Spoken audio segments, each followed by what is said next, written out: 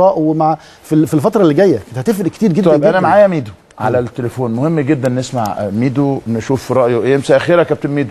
مساء الخير يا كابتن شوبير. اخبارك ايه؟ الحمد لله كله تمام.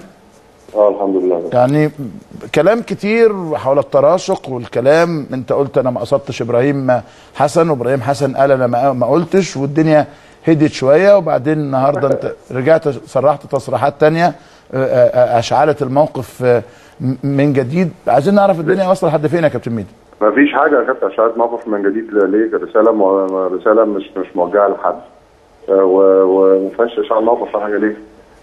مفيش اي اشعال موقف، الموضوع منتهي تماما. انا قلت امبارح ان لو نادي الزمالك عايز ان هو يبقى فيه تحقيق، انا موجود تحت امر النادي. يعني انت ما رفضتش التحقيق؟ لا نهائي. انا امبارح صرحت في كل حته ان انا لو النادي شايف ان هو في تحقيق لازم يتعمل، احنا بنشتغل في منظومه جاهز للتحقيق، انما خلاص موضوع التحقيق اتقفل. يعني اتقفل. هل ابلغت رسميا ان مفيش تحقيق يا ميدو؟ من مين؟ مستشار مرتضى ولا من مين؟ انت رسميا مفيش تحقيق، لكن اي وقت يعاد فتح تحقيق او اي وقت في قرار تحقيق. انا قلت ان انا راجل تحت امر النادي، انما الموضوع بالنسبه لي انتهى تماما. كنت تقصد مين بالتويتايه بتاعتك يا ميدو؟ بتاعت مين يا فندم؟ التويتايه اللي عملت اللغط والكلام الكتير ده. اللي هي بتقول ايه حضرتك؟ لا مش هقدر اقول الحقيقه، لانه كان فيها كلام مش لطيف، يعني اخر كلمه في التويتايه يعني. وكابتن شوبير انا بكتب في اليوم 30 40 تويتايه. لو الاعلام ترجمها لكل حاجه على حد معين هتبقى مشكله كبيره جدا.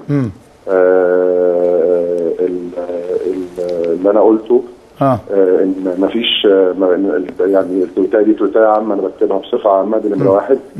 نمره اثنين، الكابتن ابراهيم حسن قال امبارح ان هو ما كانش يقصد ميدو، ان هو ما قالش كده خالص. خلاص مفيش، الموضوع انتهى يعني.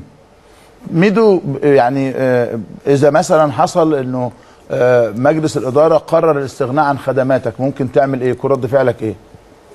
ولا حاجه. هيكون رد فعلي لا كابتن شوبير، لازم اول حاجه الناس تعرف، وحضرتك عارف كويس ان انا القصه بتاع قطاع الناشئين دي انا شغالها حبا في نادي الزمالك. انت شغال متطوع؟ مش متطوع، لا يعني بمبلغ رمزي، مرتب رمزي جدا يعني. لكن يعتبر متطوع يعني. القصه دي انا شغالها ان انا فعلا عايز اطور الحته دي جوه نادي الزمالك. حته ان الاستغناء عن ميدو والكلام ده كله يعني مش قضيه بالنسبه لي. لان انا بفيد نادي الزمالك في الحته اللي انا موجود فيها. انا يعني الرساله بتاعتي كانت واضحه يا كابتن شوبير، وباكدها مره ثانيه. انا مؤدب جدا وراجل محترم، وحضرتك عارفني كويس جدا انا بحترم الصغير قبل الكبير، انما لن اسمح لاي بني ادم ان هو يتجاوز حدوده معايا ايا كان هو مين. من اول اصغر واحد في مصر لغايه رئيس الجمهوريه. مفيش حد، الاحترام احترام. وده اللي انا الرساله اللي انا وجهتها. فاتمنى تكون الرساله وصلت بشكل جيد والناس فهمتها، وخلاص الموضوع انتهى. ما هي الناس فهمت الرساله الاولانيه بالشكل ده. ميدو انت دلوقتي رجعت قلت لا انا مش قصدي، ما هو ده اللي عامل قلق. لا انا عايز اوضح لك حاجه. رساله عامه بالنسبه لي، يعني مش عايزين برضه نخش في تفاصيل. رساله عامه. ميدو راجل محترم وراجل مؤدب وراجل بيحترم الناس كلها، وحضرتك عارفني على المستوى الشخصي. انا راجل بحترم الناس كلها، مش صغير وكبير وكل الناس، لكن لن اسمح لاي شخص ايا كان هو مين ان هو يتجاوز حقي باي شكل من الاشكال. ده داخل الاجهزه الفنيه او داخل مجلس اداره الزمالك تقصد بالتحديد؟ لا يا فندم، لا يا فندم، كل الناس انا قلت لحضرتك من اصغر واحد لاكبر واحد في مصر. ميدو، ازاي هتطور قطاع الناشئين وانت معظم الوقت مش في مصر؟ انا موجود في مصر معظم الوقت يا كابتن، بسافر الجمعه والسبت والحد لقطر، بنعمل التحليل بتاعنا. غير كده احنا بنحط استراتيجيه لبقيه الاسبوع وبرجع اتابعها لغايه نهايه الاسبوع. ومعايا شغال الكابتن اسماعيل يوسف بيقوم يعني بدور كبير جدا معانا. واحنا الاثنين شغالين مع بعض. الوقت اللي انا مش موجود فيه كابتن اسماعيل بيبقى موجود، والوقت اللي كابتن اسماعيل مش موجود فيه بيبقى انا موجود. احنا الاثنين شغالين، احنا الاثنين على راس القطاع الناشئين في نادي الزمالك. لكن الحمد لله عملنا انجازات كبيره جدا في الفتره اللي فاتت، وقدرنا ان احنا نضم لعيبه على اعلى مستوى، وقعدنا استراتيجيه قطاع الناشئين داخل نادي الزمالك اللي الناس باذن الله هتشوف نتيجتها في وقت قريب جدا. طيب ميدو، انت مسؤول عن قطاع الناشئين في نادي الزمالك، ما تزعلش مني يعني، شايف انه من اللائق، انت دلوقتي بتتكلم كلام حلو، انا محترم مع الناس، واللي مش هيبقى محترم معايا مش هيبقى محترم معاه، كلام محترم، لكنه في احد البرامج الاخرى حسب ما قريت انه انت قلت هبقى مش عارف عربجي وصايع هل الكلام ده صدر منك فعلا يا ميدو؟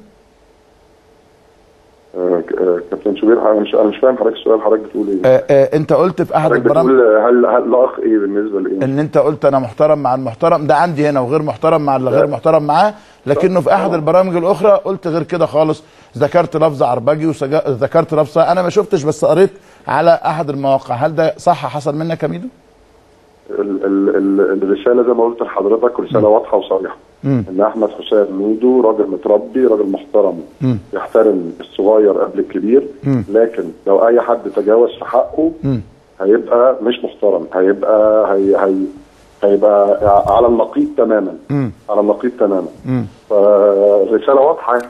طيب هل وارد انك تتقدم باستقالتك من العمل ولا هتنتظر قرار؟ حضرتك عمال تسالني اسئله ان انا اتقدم باستقالتي او انا لو اقلوني، انا معلش عشان خاطري بس، لانه ده سيناريو ممكن يحصل خلال الايام القادمه. انت ده سيناريو حضرتك بتتبنى فكره يعني، ولا ده لا وتبنى؟ لا انا مش متبني افكار. طيب. انا بتكلم فيما يتردد فيما يتردد داخل مجلس اداره نادي الزمالك وحول مجلس اداره نادي الزمالك. مين اللي قال لحضرتك ان ما يتردد؟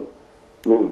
انا راجل اعلامي. حضرتك تقول لي مين؟ ميدو، انا اعلامي وليا مصادري داخل النادي وليا اتصالات داخل مجلس اداره، وبالتالي بقول لك هل ده مثلا، انا طلع المستشار مرتضى منصور وقال لي ميدو باقي، بعد ما خدته الكاس ميدو مشي، وانا كنت هنا انفردت ان ميدو هيرحل حتى لو الزمالك حصل على الكاس، والناس كلها كانت بتستغرب ان انا بقول كده.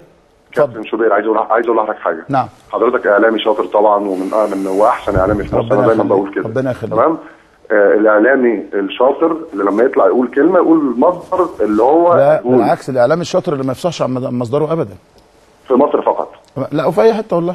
لا وصرح مصدره. لا انت يعني اذا انت مكمل في مشوارك. في اي حته اي اعلامي بيقول حاجه وما تطلعش صح بيحاسب عليها. طبعا، عشان كده الحمد لله احنا بنخلي بالنا جدا من كلامنا. لكن سؤالي الاخير، انت مستمر مع نادي الزمالك في قياده قطاع الناشئين؟ طبعا يا كابتن حضرتك، لو برضه حضرتك انا يعني مستغرب من طريقه توجيه الاسئله ليا، ان انت حضرتك بتقول ان انا اول سؤال ان انت لو النادي اقالك هتعمل ايه؟ دي نمره واحد. نمره اثنين بتقول لي انت هتقدم استقالتك ولا لا؟ هل وارد مش كل واحد بيشتغل في مكان وارد انه يزهق يتضايق، الاجواء تبقى مش مساعداه، يقول لك انا ماشي؟ طيب يعني ده وارد. مش الاجواء ما تكونش مساعداك، مش مبسوط، مش مرتاح، وارد. مش عارف. انت مكمل برضه باكد لك ان انا موضوع قصه قطاع الناشئين اللي انا ماسكها دي ماسكها حبا في نادي الزمالك، ماسكها بخدم نادي الزمالك في الحته دي، مش راجل ان انا بعمل حاجه يعني بستفاد منها. قول لي انا ايه الاستفاده بتاعتي ان انا راجل ابقى رئيس قطاع الناشئين في نادي الزمالك؟ يعني انا راجل كنت مدير فني لنادي الزمالك، مدير فني الفريق الاول، وراجل الحمد لله فزت ببطوله، وبعد كده لما جه المستشار مرتضى اتكلم معايا انا امسك الحته دي عشان نطورها ونعمل منها حاجه كويسه. انا راجل وافق. ايه الاستفاده بتاعتي؟ انا راجل زي ما حضرتك عارف، انا راجل شغال وعندي شغلي، وراجل محلل في قنوات بي ان سبورتس، ومحلل في قناه ثانيه في مصر. فالقصه مش بالنسبه لي ان انا الشغلانه ان انا يعني ماسك فيها بايديا واسناني. تحلم بالعوده المنصب المدير الفني للزمالك في يوم من الايام مره اخرى؟ هذا الموسم لا الحقيقه، يعني اتمنى ان ما يتمش حتى التفكير في هذا الموسم. انا راجل يعني. طيب بقول لك خبر مهم، انه امبارح كان في اتجاه لعودتك مديرا فنيا لفريق الكره بالزمالك امبارح. يعني دي برضه لما حد يقول كده يقول ايه المصدر. انا بالنسبه لي وانا ماسك فريق نادي الزمالك كان كل يوم بيقول ان ميدو ماشي وجاي حسن شحاته، ميدو ماشي وجاي مدرب اجنبي، ميدو ماشي وجاي حسن، لكن برضه ما اعرفش ايه مصدر الكلام ده. بس طلع صح؟ عايز افهم؟ طلع صح في الاخر؟ يعني لا، كان في تكهنات كتيره. ما انا اقول لك حاجه يا شوبير، الاسهل حاجه في الدنيا ان انت تتكهن. يعني النهارده في المواقف اللي احنا كنا فيه بنكسب ماتش وبنتعادل ماتش وبنخسر ماتش، فميدو لو ما مشيش النهارده هيمشي بكره، واضحه يعني. واضحه للي ما يعرفش حاجه في الكوره خالص يعني، صح؟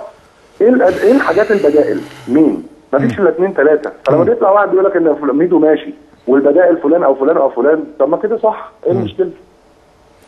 ميدو بشكرك شكرا جزيلا وبتمنى لك التوفيق في مهمتك سواء في قطر او مع نادي الزمالك. واضح ان الدنيا مش